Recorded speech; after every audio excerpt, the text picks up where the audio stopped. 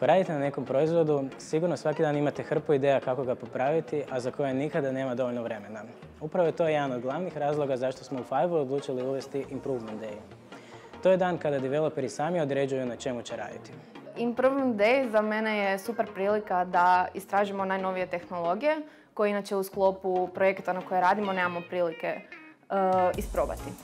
Osim što na Improvement Dayu istražujemo nove stvari, pokazujemo našim kolegama, project managerima pa na kraju i klijentima da se za neke stvari isplati uložiti dodatni trud. Realno nikad ne bi na projektu stigli napraviti to što smo planirali za Demo Day.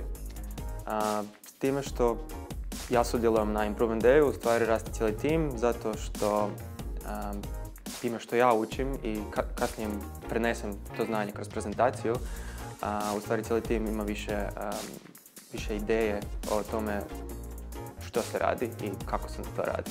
Prilikom same prezentacije projekta na Demo Dayu vidio sam da je velik broj dizajnera i project managera pozitivno reagirao na moju prezentaciju i iz njihovih komentara vidio sam da oni zapravo se prije tim nisu susreli i nisu znali točno na koji način se to koristi i kako to izgleda. I ta moja prezentacija je zapravo dala nove ideje njima kako inkorporirati tu detekciju objekata u neke naše postojeće ili buduće projekte.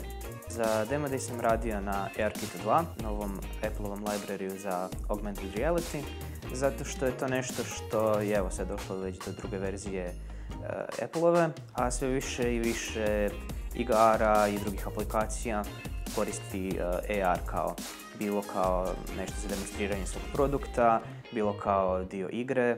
Pa me zanimalo koliko je zapravo to teško ili lako za implementirati, koliko je zapravo tehnologija napredovala, da znam zapravo koliko je iskoristiva za neke druge stvari, a i jednostavno prilika za raditi na nečemu što je onako samo po sebi dosta van normalnog developmenta.